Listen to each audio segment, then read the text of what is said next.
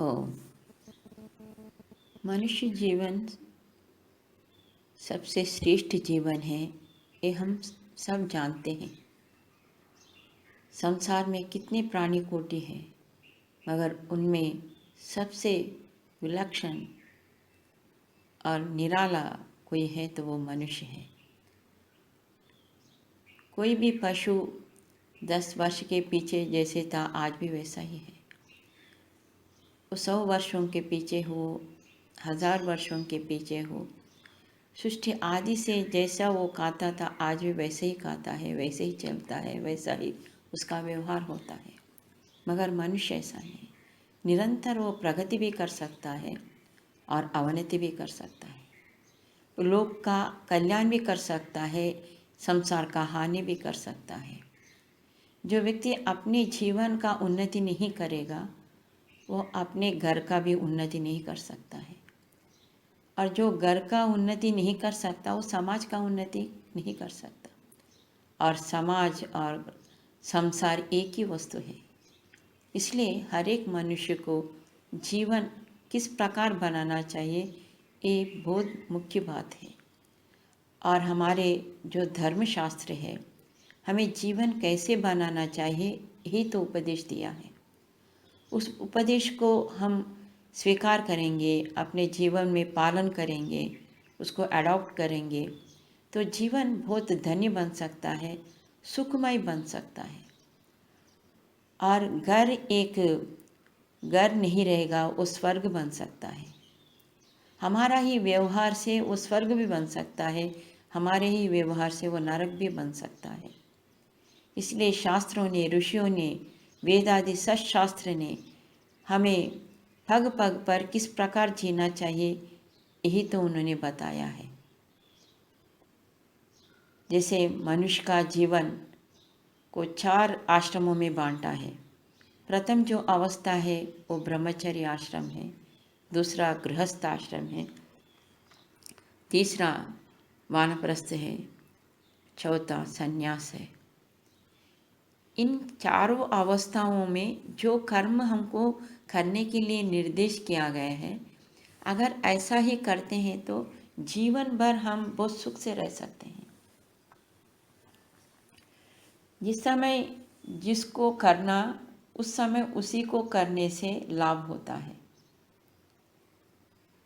प्रातःकाल जो काम हम कर सकते हैं वो मध्याह्न में नहीं कर सकते, जो मध्याह्न में कर सकते हैं वो सायंकाल नहीं कर सकते, जो सायं कर सकते हैं वो रात में नहीं कर सकते। दिन ही ऐसा है, व्यवस्था है, वो हर एक काल का अलग अलग उसका स्वरूप होता है।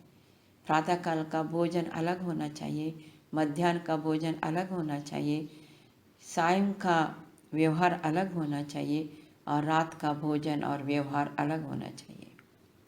जिसको ये ज्ञान होता है वो जीवन को बहुत सुंदर बना सकता है और जीवन से सुख पा सकता है।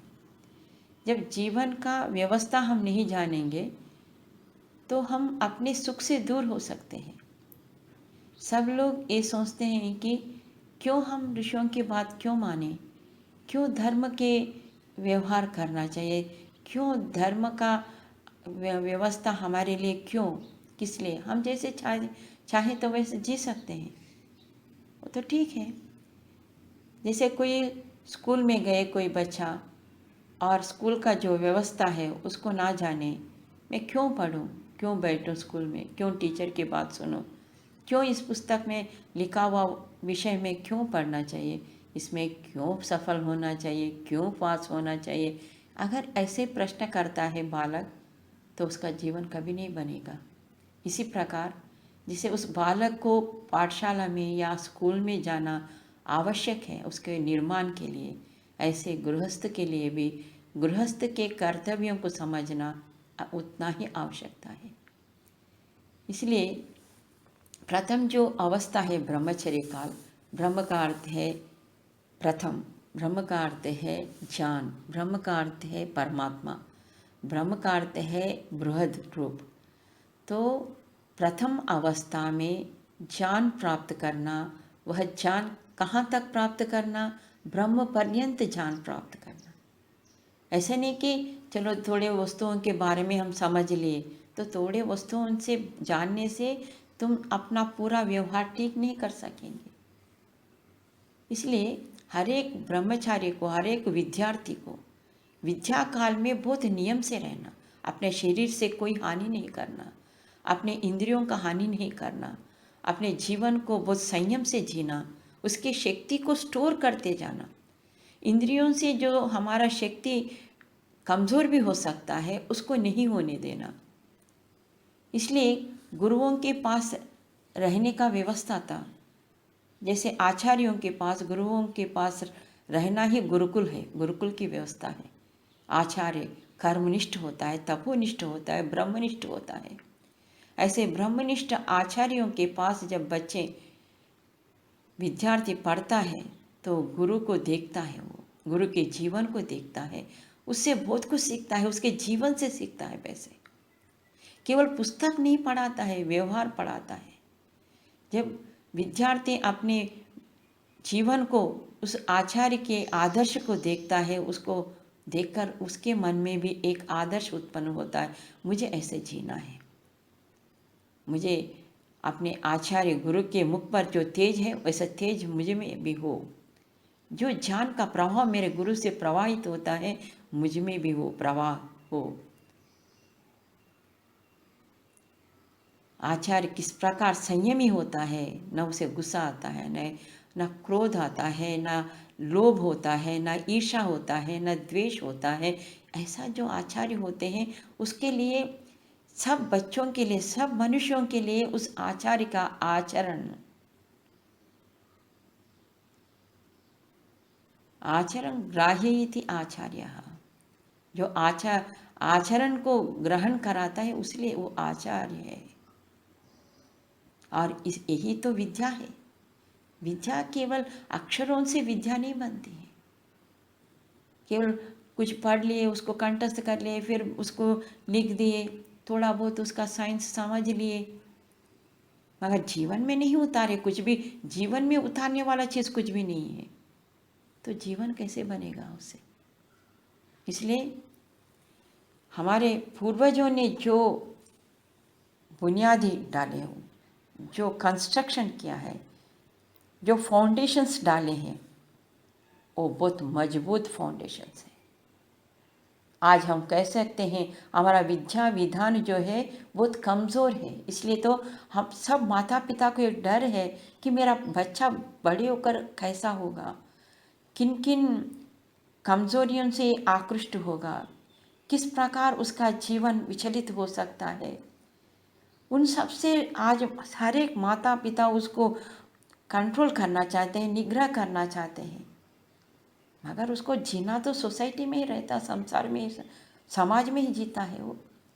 तो उसको वो सब अवगुण जो समाज में हो गया है, उस अवगुण से उसको अवगत हो जाता है और वो उसको स्वीकार करने के स्वरूप में बन जाता है।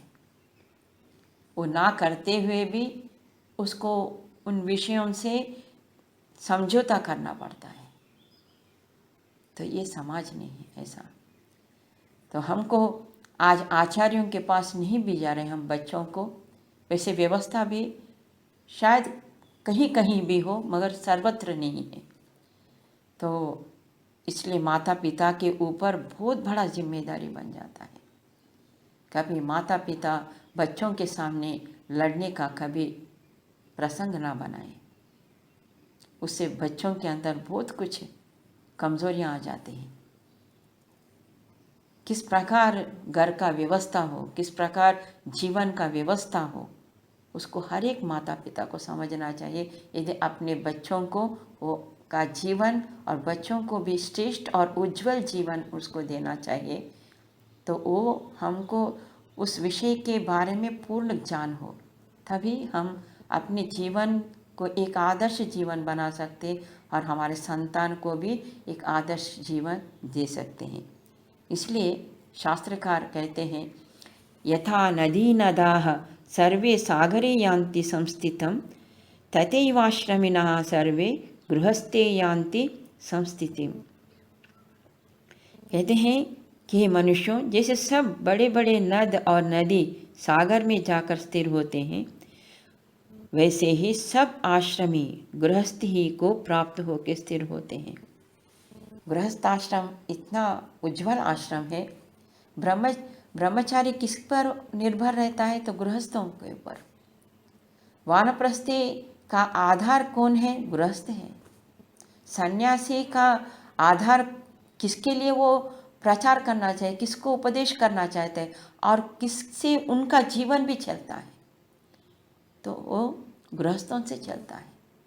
कोई भी आश्रम बनाना है, कोई मंदिर बनाना है, कोई भी श्रेष्ठ काम करना है, कोई यज्ञ करना है या कोई उपदेश का कोई कार्यक्रम करना है, तो किसके पास जाता है? वो कोई सन्यासी के पास नहीं जाता। सन्यासी लोक कल्याण तो उसका उद्देश्य है, मगर वो गृहस्थों के आधार पर ही तो करता है, गृहस्थों के लिए करता है और गृहस्थों के द्वारा ही करता है। इसलिए गृहस्थ आश्रम बहुत श्रेष्ठ आश्रम है और बहुत पवित्र आश्रम है। इस आश्रम को हम समझें तो जीवन सफल हो सकता है।